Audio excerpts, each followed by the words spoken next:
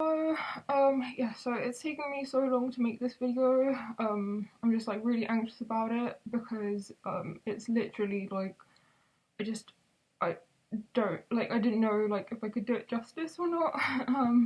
Because it's basically like it's based on my Guido Crepax collection. So it's giving me so much anxiety. Like literally for the past 10 years basically I've just like I can genuinely say, like, I haven't found, like, he's still my favourite artist, which is crazy. But it's not just that, like, he's basically, like, informed kind of a lot of, like, my identity, who I wanted to be as a person, and, like, my style choices in life and everything. So, yeah. These books, they're so beautiful. I got them when I went to Italy. I'm half Italian, half Tunisian, but I've lived in England since I was 5. Oh my god. Anyway, so my obsession with him, like, is has been like just a really good thing in my life, to be honest. Yeah, so I haven't collected all of his stuff. I'm probably gonna try making another video. But yeah, I'll start off with kind of like the notes that I've taken in the book. These are also they happen to be on discount as well. Like, and their reasoning was that these were the last ones printed in this cover print. So I was like, I would probably like think with the opposite logic, but I'm not complaining. So yeah. Obviously, like I mean, these are some of the most beautiful books I've ever found. Like, but basically, obviously, like there is a lot of tragedy in there, so I don't want to like downplay that either because, yeah, like it is frightening. It's erotica, but it's combined with basically like horror and crime, so it can be a bit scary. But yeah, anyway, so the first one is Quaderno del Eros. This is the cover. Yeah, so it's Valentina la strega Baba Yaga di Guido Crepax. So yeah, Eros basically means it was, and Quaderno is like textbook. So and Eros is the Greek god of love. So it's as if like he's been informed by the Greek gods of love's textbooks. So I was like, wow, thanks Crepax. Okay, so yeah, he is the Greek god of love or passionate and physical desire. Without warning, he selects his targets and forcefully strikes at their hearts, bringing confusion and irrepressible feelings. Or in the words of Hesiod, he loosens the limbs and weakens the mind. So this is one of the quotes in a poem called Theogony from 650 to 750 BC. And Hesiod is an ascendant of the gods Zeus and Pandora. So yeah, that's quite fascinating. Yeah, so this is like kind of the main reference for the framework of his cover. And also a lot of his work is basically surrounding kind of like magic. There is, I don't have this book like, but Gore Vidal that has an amazing channel. I'll probably add a link to it. Like did an analysis on like the evil spells. That like I haven't actually like gone through myself, so yeah, I'll add the link because it's just fascinating. So yeah, basically Valentina is a fashion photographer in Italy. So she works with like models, and Guido Crepax wrote this book inspired by his wife, basically. So Valentina is his wife, and Rembrandt is, I think, supposed to be him. Rembrandt is the name of her husband and partner in the book. So yeah, it's just extremely thoughtful, like beautiful names, I think. So yeah, basically they do undergo, their relationship isn't always the best. Like there's a lot of problems with it.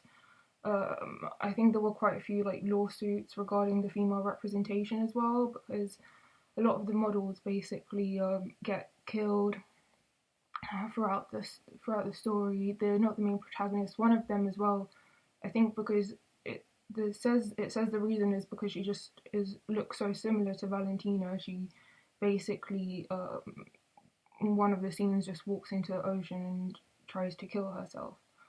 And then quite a few others of them are like murdered, in particularly when there's a flash.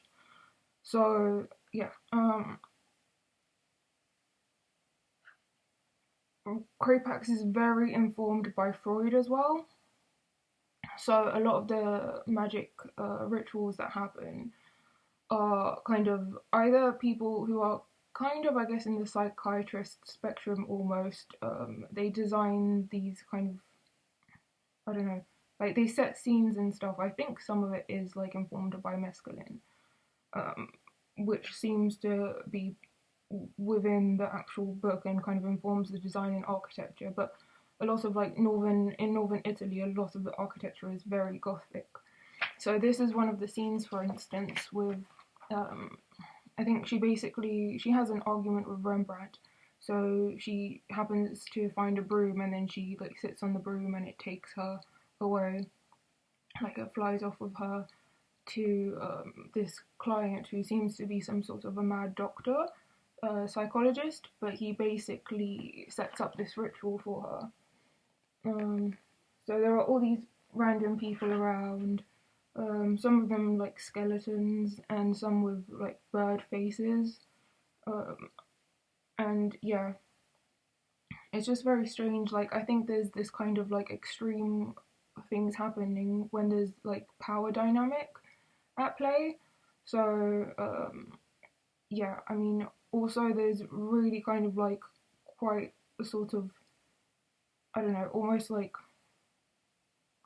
there aren't any kind of boundaries within the architecture. So whether the ceiling is spiraling with the arc, or you know, people are often like attached to the furniture or part of it. So yeah, it's a bit of a frightening scene, I guess, and there's really a lot to do with the imagery and symbolism, like of royalty, so like crowns, swords, etc. And often Valentina finds herself quite like uncomfortable in these situations. Is what is expressed throughout the book. Uh, so it's very strange things, obviously, and basically this is one of the contraptions she gets attached to, because she's like very known for basically her kind of illogical like mental adventures, which are the fantasy basis of the entire book, or what inspired Crepax to paint it. So yeah, it's really fascinating. Like the early days where there was just much more freedom, I think, with psychologists to either design contraptions for their patients, um, to test things in a different way to like now it's like very set, like that's how we're supposed to do things, but it's not necessarily the case. Um, so yeah. And then she goes to Baba Yaga, who is the witch in the entire series of Valentina. Um, and she basically, like, everybody is very fearful of her. There's like rumors that her house like runs on chicken legs. And a lot of her clothes, I mean, she collects like exotic animals. Everything is abstract. And there's some sort of like very evil magic that shrouds her presence. Um, and she also describes like the camera that Valentina uses as like the eye that will immobilize reality. So she has quite like out there concepts, and she's also found to be like killing some of the models. So, but yeah, this comes later on. But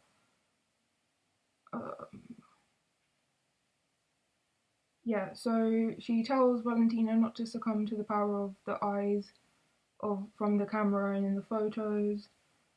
As her client, like she wants Valentina to take photos of her with exotic animals because obviously Valentina's profession is to be a photographer. So you kind of go through, I guess, the complexity of what actually happens within her career. Um, and yeah, it's also very fascinating. These are some of the drawing paintings. And yeah, so Baba Yaga does weird things, like she thinks before taking these photos she has to kill like her most beautiful butterfly in her butterfly collection, um, like that, which is like an image that is kind of superimposed as well on the eyes of the camera and her jewellery collection. Um, it's a bit difficult because obviously whilst like a lot of the actions are irreprehensible, um, there are some things that like seem like redeeming qualities of Baba Yaga like throughout the book too. Um, and she comes from like a prior time to Valentina. But yeah, very strange things happened. Like she guides Valentina throughout her house, like with random dolls. Like she ties her up. She like attaches her to a bed frame and gets like a prostitute supposedly to like whip her. And this is all because she wants to make a doll of her to go part of like to be part of her architectural design in in her house. So a lot of it is kind of like about the morals and ethics of proprietorship. Um, but yeah, it's just fascinating, like the insanity of it. And yeah, it's just I don't know, like she's also got kind of like you see if you pay attention to different details. She doesn't have a keyboard and stuff, but she has symbols of her own and on like a slab to imprint different marks onto like the body. So it's very different practices to kind of what I don't know. Like it's just a very different perspective. Um, and yeah, following that is Valentina La fine di Baba Yaga, which means the end of Baba Yaga. And this is where basically her and Rembrandt, like Valentina is kind of like guided by almost, she's in some sort of a weird trance. This often happens when her relationship goes badly with Rembrandt, or but he often is the one he does try and rescue her from. Um, I think when she's kind of like at the brink of insanity. Um, but yeah, anyway, so she hears things from the phone that aren't there necessarily. It's just random sounds, and she follows them to Baba Yaga's house, where once again, you know, the architecture is often played with the spirals that you would see inside like the musical, what is it? I think like gramophone or something. I'm not sure. Um, but yeah, and this is where also they find the doll again once of Valentina. And if you see, there's like a hawk, and it says there, it's an embalmed secretary hawk attached to a machine that shines the light on the doll of Valentina. And the writing on it says, "The women of the heavens will obey her owner." So a lot of it is really about, I think, the origins of power dynamics. So there's the lantern. That's Baba Yaga's secretary. But I think obviously because like she's a woman, and I think she kind of like plays on the ridiculousness of power dynamics. You know, I guess with the kind of lack of, I don't know, like it's scary because it's with like the concept of life or death, really. Um, but yeah, Valentina is somebody who she's fascinated by, and in quite a strange way. I mean, she does try and like kidnap her child as well, which is quite frightening. Um, but obviously, because like it's in a comic book and it's not like real or it's fantasy, or we don't know where the inspiration from it comes from, it seems to like lessen the impact of like what we're seeing as the reader. Um, yeah, I mean, this is when she like takes Valentina, and she basically like talks about kind of like the earlier times of how rituals worked in order to have one person in power. And she's basically like telling Valentina not to be a slave to situations, because also like Valentina and Rembrandt are constantly running away from Nazis. Valentina is constantly running away from like some weird sexual kind of acts that are perpetrated against her. And a lot of them, I think, end up being quite politicized. So it's like a constant battle. A lot of it is basically designed on. I mean, this one of the things that like I thought was amazing. What I really liked about the design was, like I think. Wait, okay. Oh, here is where she gets sexually attacked by a couple, and she says, "I don't remember." She's often, I think, with like the lack of like reality or whatnot, she seems to be like not fully conscious. But this is like the attack. It's always like very weird. Um, and but then again, like the sexuality kind of like, I don't know, like it's not very defined. Like it's very like not linear. So and here's like another attack. Um, but yeah, it's kind of like really unpleasant to look at. Um, but yeah, I mean, I guess like this does comment a lot on, and in all of them, like I think because of the way that it's portrayed, like Valentina is kind of, she's just like a warrior kind of throughout it. Like she's either a pirate uh or she'll be decked out in, you know, oh gosh, if I can find when she, because she has to go to battle. So this is her like running into battle. She's decked her horse out in like 360 blades around it, and she's like half wearing armor, half naked. Obviously, because I think that there is a part of it that kind of like eroticizes that. But it's just like, I think like these are the most beautiful drawings that I found. I was just like really impressed because it doesn't seem like, you know, I don't know, I think it does seem kind of like a thing from the past, but it's quite amazing. Like she's literally going to battle on her own, and having to kind of like find ways of design to get past entire troops.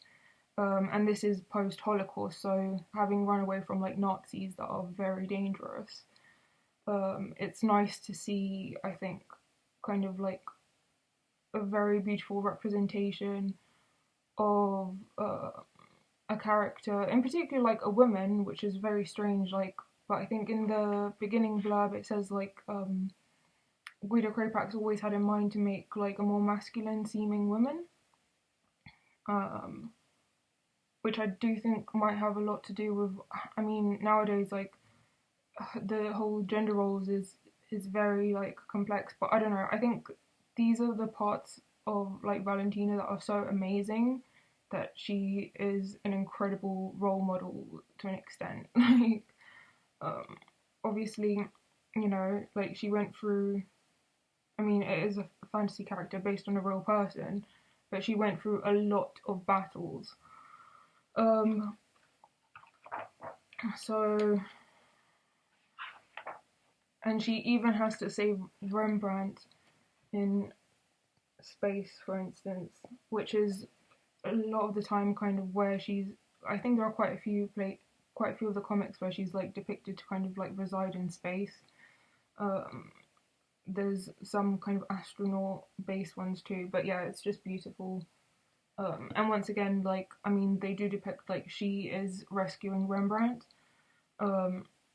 which is I guess it's different from like some of the previous things where you would see like, I don't know, paintings of like princesses and, you know, like in castles or whatever, but like they would kill themselves, and, you know, because of how awful everything was, which is horrible and like really sad. Like I don't like that at all. But this does represent, I think, a woman who has basically overcome a lot of battles and somehow like succeeded. So that's what I really love about it. And yeah, the entire kind of like magic element to it, like it's really difficult to read these books and think magic isn't real. You know, like it's just it doesn't seem like possible when something like this is. But yeah, I do find it interesting, you know, like Guido Crepax, I don't think he paints himself in the best light. Which is quite strange. I mean, considering he's made such amazing comics. I don't know, like, I personally, I haven't found anything that impresses me anywhere near as much as these books. But yeah, there's also Emanuele, and Venere in Pelliccia. So these don't have Valentina in it, but they are very frightening. They kind of like go into much darker topics of power disbalance and basically like abuse. I think it's more like woman perpetrates it on like a male with certain types of like dominance and stuff, but they're very difficult to understand. And then this one, it's very strange. Yeah, like it's quite graphic. Like I it took me weeks to kind of research these, so I basically haven't gone into the full extent of these ones. But once again, definitely still my favorite artist. And yeah, every time I feel like homesick, I kind of just like look through these, or I don't know, like it just reminds me of kind of like the beauty that I see, like I get to see when I go to Italy. And yeah, like even the spine is magical. Like everything kind of about these books. So yeah, definitely kind of, I don't know, worth kind of going through and learning about, I guess. There's probably like much more that I could say. Like I'm thinking like, oh my god, like have I missed out saying things that are like, probably, because these are very dense books, but it takes a lot of time to go through them. So yeah, I will probably try and make another video on more of the, like, because I have more of his books and they're just printed differently. But yeah, basically, now